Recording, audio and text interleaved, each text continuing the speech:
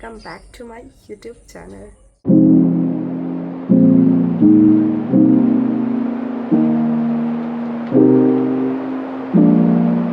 আচ্ছা, তো আগে থাকতেই বলে দিই যে অনেক দিন বাদ ব্লগ দেওয়ার কারণে I am sorry for that, but হ্যাঁ আমি একটু ব্যস্ত আছি, যে কারণে একদমই সময় হয়ে উঠছে না।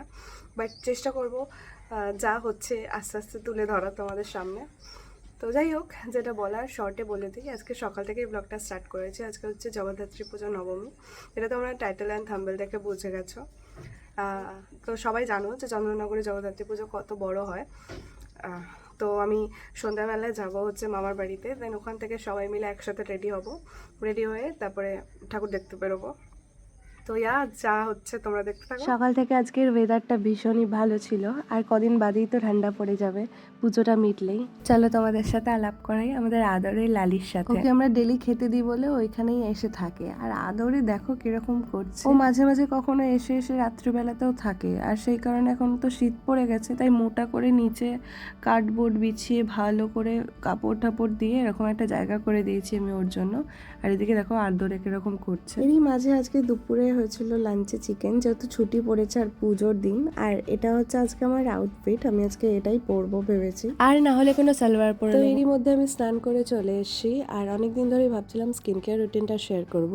তো hair is my skin care routine after shower. তো ফার্স্ট আমি ইউজ করছি হচ্ছে মিনিমালিস্টের একটা সিরাম। আমার অয়েলি স্কিন, আমি নামটা মেনশন করে দেবো সিরামের পরে আমি ইউজ করব হচ্ছে মিনিমালিস্টেরই ময়শ্চারাইজার।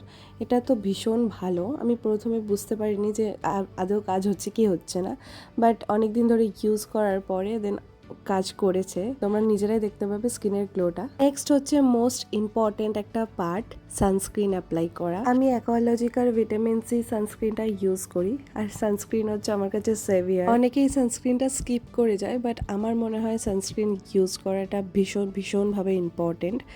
যাই হোক, তারপরে হচ্ছে আমার নেক্সট স্টেপ, সেটা হচ্ছে লিপ কেয়ার করা। আর আমি একমাত্র ভরসা করি হচ্ছে বোরলিনকে, তো আমি বোরলিনটা ইউজ করব এখানেও, কারণ আমার শীতকাল আসলে ভীষণ পরিমাণে ঠোঁট ফাটে। আমি রাতে এই স্কিন কেয়ারটাই রিপিট করি, আর তোমরা ফেস ওয়াশের জন্য যে কোনো জেন্টাল ক্লিনজার ইউজ করতে পারো। তো চলো, আমার স্কিন কেয়ার ডান, আর দেখতে পাচ্ছ যে স্কিনটা আগের থেকে কতটা চেঞ্জেস এসছে। আমাকে অনেকে জিজ্ঞাসা করে যে দিদি আমি তো স্কিন কেয়ার করি, বাট তাও কেন অ্যাকনি হয়।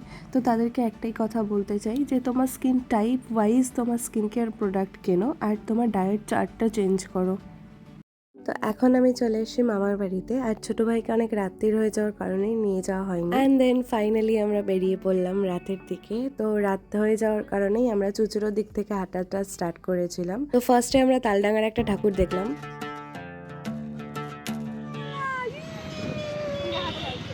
দেখা তোর कौन है ये लोग? कहाँ से आते हैं ये? এগুলো কিন্তু ব্লগে যাবে। এ বাবা, এটা কি হলো? না এটা ঠিক না, আমি কিন্তু এমনি করলাম। প্রায় 2 বছর পর আমরা একসাথে আবার জগদ্ধাত্রী ঠাকুর দেখতে বেরোলাম, তো খুবই এক্সাইটেড ছিলাম আমরা সেই কারণে। যেহেতু নবমী ছিল, কিন্তু রাস্তায় অনেকটাই ভিড় ছিল প্রায়, বাট আমরা বেরিয়েছিলাম 12:30টার পর, তাই একটু হালকা ভিড় পেয়েছিলাম, মানে ভিড় পেয়েছিলাম ঠিকই, বাট অনেকটাই পরিমাণটা হালকা ছিল। বাট কষ্টের ব্যাপার হচ্ছে এই যে সাইড থেকে লাইটগুলো খুলে নিচ্ছিল, কারণ হিসাব মতো দশমী পড়ে গেছে, মানে আবার সেই 1 বছরের অপেক্ষা।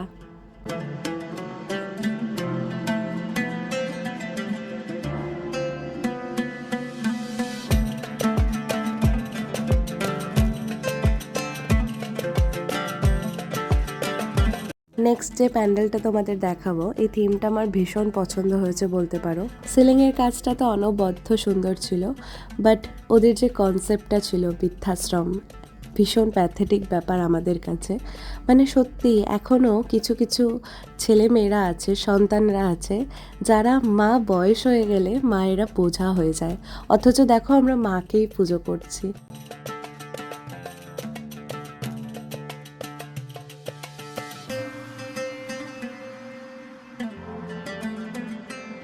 তারপর ওখান থেকে বেরিয়ে চলে যাই নেক্সট প্যান্ডেলের দিকে। আর এবারে আমরা ঠাকুর দেখেছি কম আর হেঁটেছি বেশি। প্রত্যেকটা প্যান্ডেলের নাম আমি মেনশন করে দেবো।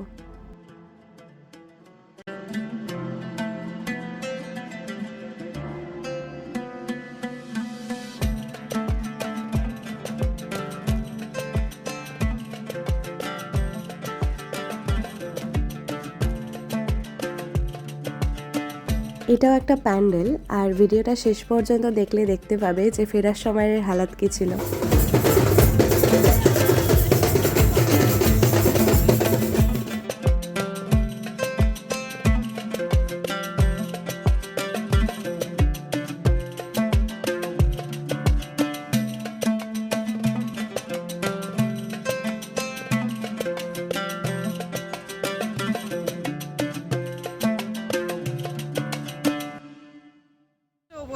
লাইটিং দেখার জন্য এসেছিলাম। কোথাকার কোথাকার বাগবাজারে লাইটিং দেখার নাচার জন্য এসেছিলাম, সেটা নাচার জন্য এসেছিলাম।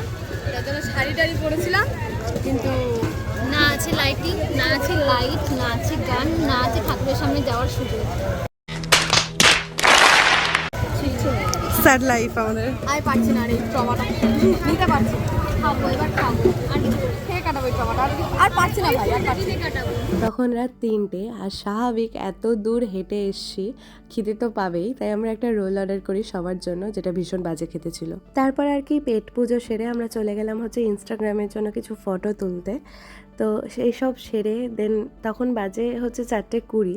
দেন আমরা বড় বাজারের লাস্ট ঠাকুরটা দেখলাম, তারপরে বাড়ি ফিরলাম।